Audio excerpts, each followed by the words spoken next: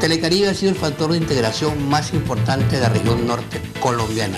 Gracias a este vehículo hemos podido llevarle el compromiso con la verdad. Las noticias de las 6:30, un compromiso con la verdad. Gracias por elegirnos. Esta es nuestra imagen del día.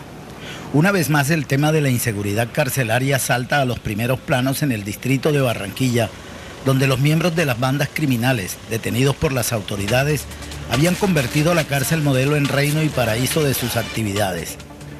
Hechos de reciente data como la fuga de un peligroso recluso durante un procedimiento de la Fiscalía, la muerte a bala de un miembro del IMPEC mediante un atentado cinematográfico a pocas cuadras de la cárcel, el intento de fuga de 2 reclusos, donde uno de ellos fue dado de baja, y por último el amotinamiento de la semana pasada, donde un recluso resultó herido, indican el estado de anarquía en ese centro de reclusión. Hechos como esos y otras actividades criminales ocurridas fuera del penal, atribuidos al control de esos grupos, dejan en el ambiente un interrogante. ¿Hasta dónde llega el control de las autoridades en las cárceles? Buenas noches, estas son las noticias de las 6:30 por Telecaribe. Las noticias de la región, Colombia y el mundo, aquí y ahora. Bienvenidos a nuestro compromiso con la verdad. Y estos son nuestros titulares. Comenzamos.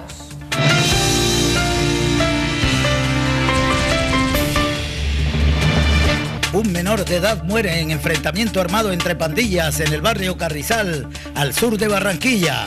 La víctima tenía apenas 15 años de edad. Traslado total de los miembros de la banda Los Rastrojos que estaban en la modelo de Barranquilla a la cárcel de Cómbita en Boyacá.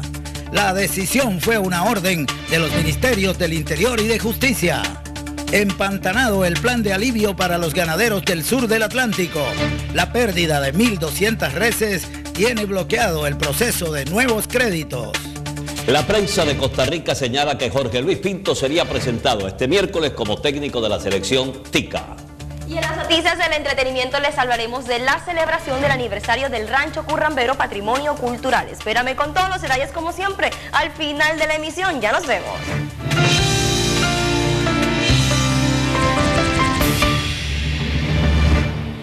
Muchísima atención, los ministerios del Interior y de Justicia ordenaron el traslado total de los miembros de la banda de Los Rastrojos que estaban en la modelo de Barranquilla.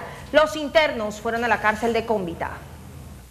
Todos los Rastrojos, la banda criminal más activa en el Caribe colombiano, que se encontraban recluidos en las cárceles de Barranquilla y el Atlántico, fueron trasladados súbitamente al centro de máxima seguridad de Cómbita, Boyacá. La decisión se produjo ayer cuando 20 de los más temibles jefes y miembros de esa organización fueron llevados en un avión Hércules de la Fuerza Aérea, custodiados por un impresionante dispositivo de seguridad que culminó hacia el mediodía. La operación se realizó simultáneamente en la cárcel de Sumariados Modelo y en la penitenciaría del Bosque. Las noticias de las 6:30 de Telecaribe conoció de manera exclusiva que los ministerios del Interior y de Justicia ordenaron el traslado de los reos luego de comprobar que desde el interior de las cárceles se organizaban extorsiones, se ordenaban asesinatos y otros actos delictivos que no fueron especificados. Una fuente de inteligencia que declinó a ser identificada dijo que los Rastrojos recaudan cerca de 12.000 millones de pesos al año, producto de extorsiones y crímenes por encargo. Otra de las consideraciones de las autoridades para el traslado fue la guerra desatada contra los internos denominados sociales en la cárcel modelo, al negarse estos últimos a someterse a la autoridad de los Rastrojos, hecho que desembocó en la muerte de la madre de uno de los sociales y que se tradujo en enfrentamientos ocurridos la semana pasada al interior del centro de reclusión.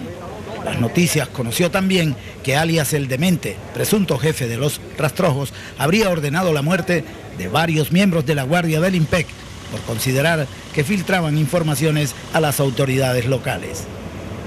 Y algunos de los trasladados a Cómbita fueron Duval Palacios Buenaños, alias El Demente, Brian Eduardo Borré Barreto, alias Tío Guillo, Donny Rafael España Terán, alias El Doctor, Miguel Eduardo Coronado Orozco, alias Leo, Vicente Alberto Pérez Linero, alias El Gato, Pedro Rafael Martínez Padilla, alias Culebra, Harrison Eduardo Solano Torres, alias Harry, y Manuel Eduardo Lidueña Castro, alias Neco. Muy bien, en otros temas, un menor de edad murió en un enfrentamiento armado entre pandillas en el barrio Carrizal, al sur de Barranquilla. La víctima tenía apenas 15 años de edad. Un menor de 15 años muerto y 3 personas heridas dejó un enfrentamiento entre pandillas en el barrio Carrizal al sur de Barranquilla. La disputa por el control del barrio entre la banda Los Simpson y los Tomasopa provocó una balacera en la que resultó muerto el menor Wilber Mario Ortiz. Según testigos, varios sujetos llegaron hasta la vivienda del menor y abrieron fuego contra un grupo de jóvenes que allí se encontraban. Familiares aseguran que la banda Los Simpson tiene azotado este sector del sur de Barranquilla. La policía logró la captura del presunto sicario, quien habría disparado contra el menor. Y un agente de la policía vio muerta a una persona en hechos que son materia de investigación. Familiares y el abogado del acusado consideran que fue un acto de defensa propia. El sargento Juan de la Cruz Rentería actuó en legítima defensa de acuerdo a lo manifestado por el abogado defensor Juan Carlos Balsa. Según el jurista, la persona fallecida arremetió inicialmente contra la esposa del acusado y posteriormente contra el suboficial retirado, quien al ver que el fallecido esgrimió un arma cortopunzante e intentó neutralizarlo, y luego de un forcejeo por no ser despojado de su arma de dotación, se produjo el disparo, con las consecuencias antes relatadas. La acción que generó, que desgraciadamente se generó el día 27 de agosto de este mes, fue producto de una agresión que la víctima generó hacia mi representado. Pese a estas aclaraciones entregadas por el abogado, en horas de la tarde de hoy los familiares del fallecido arremetieron a piedras contra la vivienda del suboficial y lanzaron amenazas y agresiones contra sus familiares. Sin embargo, la defensa está a la espera de los resultados del estudio balístico realizado por Medicina Legal que demuestre la inocencia de su apoderado. La Asociación de Médicos Generales de Barranquilla invita a todo el cuerpo médico del Caribe colombiano al Congreso Contemporáneo de Medicina. Cumplimos 10 años actualizando al médico general con conferencistas de talla nacional e internacional. Para participar, comunícate ya al 310-636-0597 y 300-359-4451. Más noticias, 3 personas fueron asesinadas a bala en el interior de un billar en la ciudad de Santa Marta. 2 de las víctimas serán reinsertados de las autodefensas. A un ajuste de cuentas atribuyeron las autoridades el triple crimen ocurrido al interior de un billar en la ciudad de Santa Marta. Se trata de 2 desmovilizados del bloque norte de las autodefensas. Incluso uno de ellos sostuvo una conversación momentos antes con uno de los asesinos. Según la policía, el atentado sicarial iba dirigido contra el desmovilizado Dixon Acuña, pero la acción criminal no terminó allí. Minutos después, los asesinos arremetieron a tiros contra el administrador del negocio y el exmiembro de la SAUCE, Juan Manuel Meléndez, quien intentó huir, pero fue alcanzado por los sicarios. Las autoridades tienen pistas claras de los autores de este crimen, que corresponde a una posible retaliación contra desmovilizados en la ciudad de Santa Marta. Se habla de 3 personas, las cuales estaban a pie, al parecer residen dentro del mismo barrio y ya sobre eso venimos avanzando la investigación. El plan masivo de alivio para el sector ganadero del Atlántico está empantanado. La pérdida de 1.200 reses tiene totalmente bloqueado el proceso de nuevos créditos. La crisis del sector ganadero en el Atlántico se empantanó. El ministro de Agricultura denunció que cursó una investigación penal en el Fondo Ganadero Departamental por la pérdida de 1.200 reses, lo que complica aún más la situación para brindar recursos a los afectados del sur del Atlántico.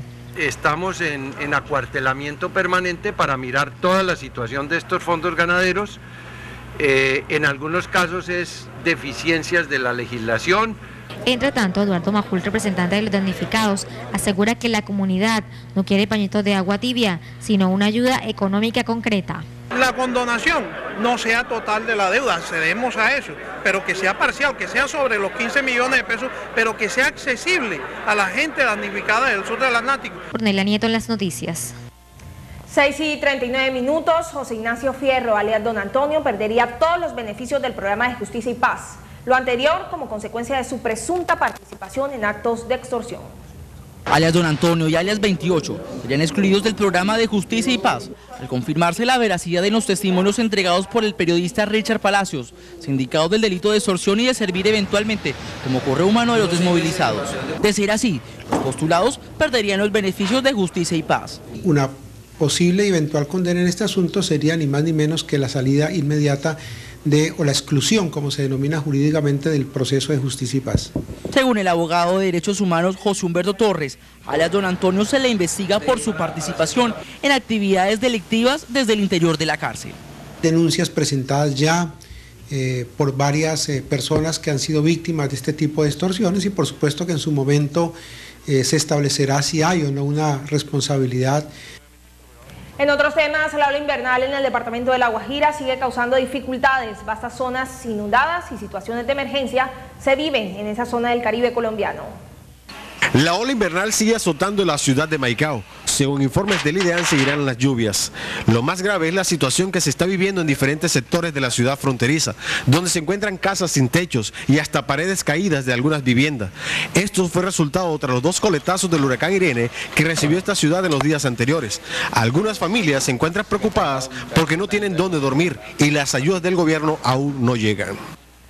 Y mientras la directora del Fondo de Adaptación para el Cambio Climático asegura que la situación en el sur del Atlántico registra mejoría, los reclamos de la comunidad dicen otra cosa. Luego de un recorrido por el sur del Atlántico, la directora del Fondo de Adaptación para el Cambio Climático, Cecilia Álvarez, dijo que se había visto una notoria mejoría. Sin embargo, faltan más recursos para la recuperación definitiva. La situación es delicada. Sin embargo, creo que con una buena planeación, ayuda al gobernador, el gobernador ha venido trabajando también duramente en este tema. Contrario a estas declaraciones, un representante de la comunidad de Campo de la Cruz dice que lo único que se ha hecho en este municipio son varios censos sin ayuda alguna. Bueno, en Campo de la Cruz no ha empezado todavía el programa de restauración de las viviendas. Van a entregar pintura y cemento. Ornella Nieto en las noticias. Hacemos una primera pausa aquí en las noticias. Recuerden, mañana martes, versión libre a las 10 por Telecaribe, no se lo pueden perder. Pausa y enseguida volvemos.